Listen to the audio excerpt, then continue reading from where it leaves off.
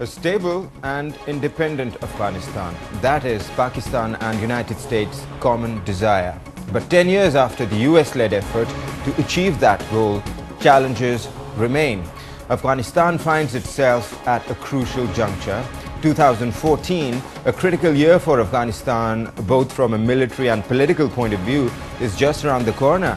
And amid political crisis, rampant corruption and growing violence, does the solution to the Afghan problem lie in Pakistan's tribal areas? What are the fears of the stakeholders in Afghanistan?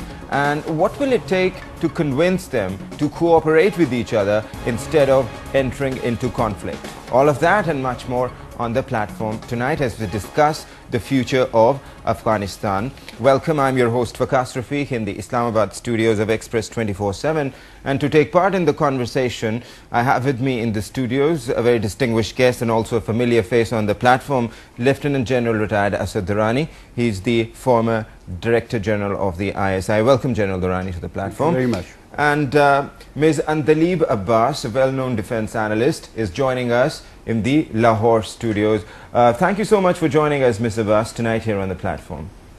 And let's go live now to Washington, D.C., where my colleague from Voice of America, Ayesha Tanzeem, is waiting with her guest. Hello, Ayesha.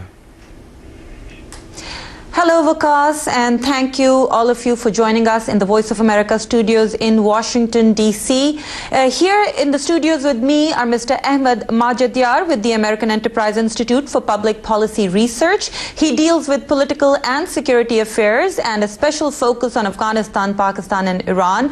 And Malou Innocent, who's a foreign policy analyst at the Kato Institute. Her primary research interests include the U.S. foreign policy towards Pakistan, Afghanistan, and China.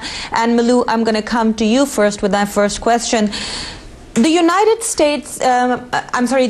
Nations released a report on Monday saying that there's widespread abuse and torture of detainees by the Afghan intelligence force and the Afghan police to a lesser degree. There is concern that the US is shortchanging human rights as it's in a hurry to leave Afghanistan. Well, I think part of the problem is that we've seen mission creep. Initially, the United States went into Afghanistan to punish the al-Qaeda organization that attacked the United States on 9/11. Now we've sort of shifted into a broader nation-building campaign that requires building a government, building a security apparatus to allow the Afghan government to remain a viable, stable nation once we withdraw. There are obviously problems with that, considering the level of corruption, of abuse that's already been happening for the past several years. The UN report is the latest indication of that. But in May, we saw a report by Oxfam that confirmed this. We saw a recent report by the Human Rights Watch which confirmed this about the level of abuse of detainees by Afghan security forces. So the United States, it must sort of sacrifice its values in the pursuit of this objective. But again, begs the question: should we be pursuing this objective, and are we willing to accept the costs of going forward with this nation-building operation?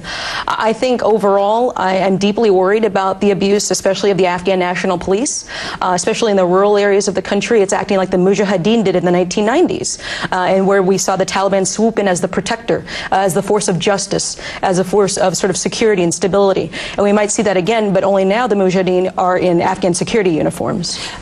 So, Mr. Majidyar, you just heard Malou's concern. There are also concerns by women's rights groups, and she talked about corruption. There's also a report by United Nations that came out today which is talking about the rise in opium, almost 2/3. What would a post-US, post-NATO, post-ISAF Afghanistan look like in terms of human rights and women's rights?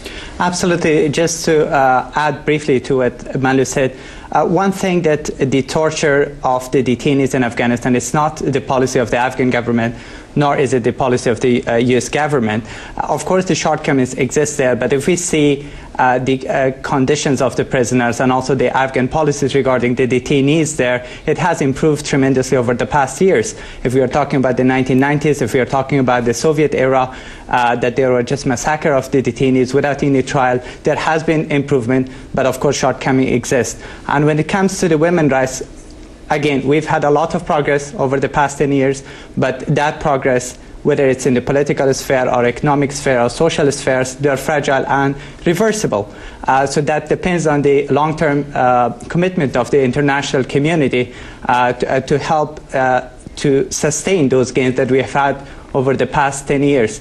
And regarding your last question, we have to bear in mind that the war on terrorism and the insurgency in Afghanistan will not end by 2014, which is the end of the foreign combat mission in the country.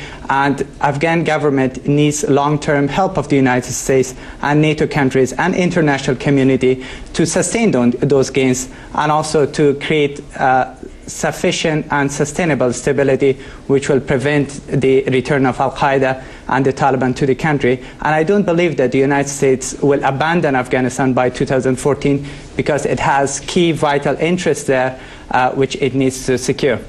Thank you very much, Mr. Majidyar. Lieutenant Durrani, I want to come to you now. We're talking about the future of Afghanistan. What will human rights look there? But a lot of these human rights problems are also arising because of security issues.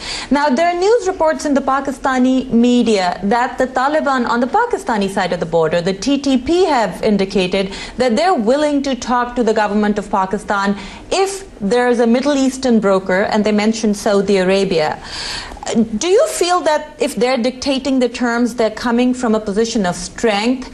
And also, what will Pakistan settle for when it's negotiating with them? Whenever, one talks about position of strength, I get worried.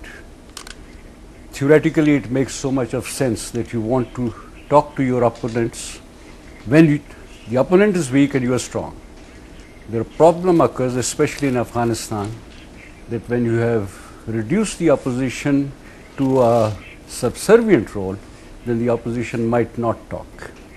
The worst thing might happen is that at that time, the security forces may actually refuse to talk because the opposition is so weak, it is on the run, and one believes that a little more weight, a little more force, and the opposition will no longer be there in a position to ask for anything. But I think we are missing the main point which Waqas here raised, stable and independent Afghanistan. And as Majidyar has just said, the combat mission will end in 2014, which it will not. Not because the forces, the ground forces will not withdraw, because the operational bases, the big one at least, would continue to be maintained. And that would prevent the Taliban, the opposition, who are now pretty strong, who are, I think, legitimately a partner in that peace process, without which stability will not return, that they will not start negotiating. Right. And since the negotiations will not start because of that, so right now we are not thinking of either the stability or the independence returning to Afghanistan in 2014 or for the foreseeable time beyond that. Right, and General Durrani, as you were pointing out, it's being said that violence will continue in parts of Afghanistan even when the NATO stops fighting, and it's also being said that the peace deal with Taliban is crucial. What are Pakistan's concern then with the chief negotiator, the government chief negotiator, that is Burhanuddin Rabbani, already dead? Removal of Professor Rabbani was a very big setback to the peace process. His presence and his heading the High Peace Council was a very good signal to the Taliban, to the opposition there, to the Haqqanis, that whenever we got on with the peace process, the non-Pashtuns would be on board. So he was a symbol of Afghan unity. So his removal in that sense, and I do not know who removed him, is a big setback. However, we are talking about the negotiated process. And the negotiated process, as we all know, comes when, primarily in Afghanistan, that assurance has been given to the opposition right now that once the negotiations are successful, all combat forces, and that commitment has to be given before the negotiations start, at some point in future would leave. Now, since that is not being given, and secondly, it does not have to be given, because they can all see, I can see from here, that the combat forces are not withdrawing beyond on 2014 or for the foreseeable future.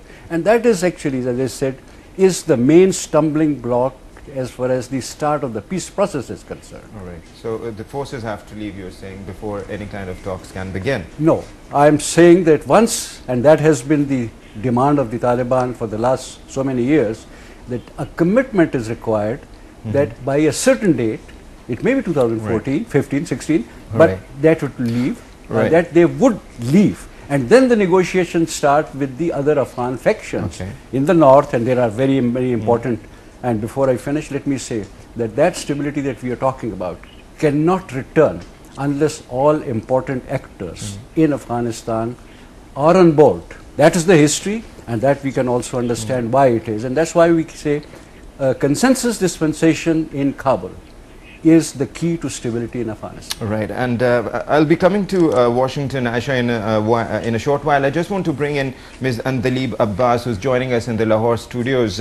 Ms. Abbas, you heard the conversation. You heard the points that Ayesha raised in the beginning about UN reports also. And remember that this comes as Mr. Hamid Karzai is to step down in 2014. That's what he's saying for the time being. And he has himself very clearly admitted before the BBC that security was the biggest failing of his government.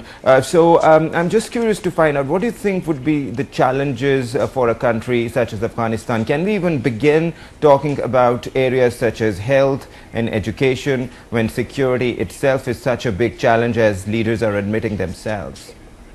Absolutely. I think security is a key. It's a basic environmental enabler which helps promote and nourish education and health in any country.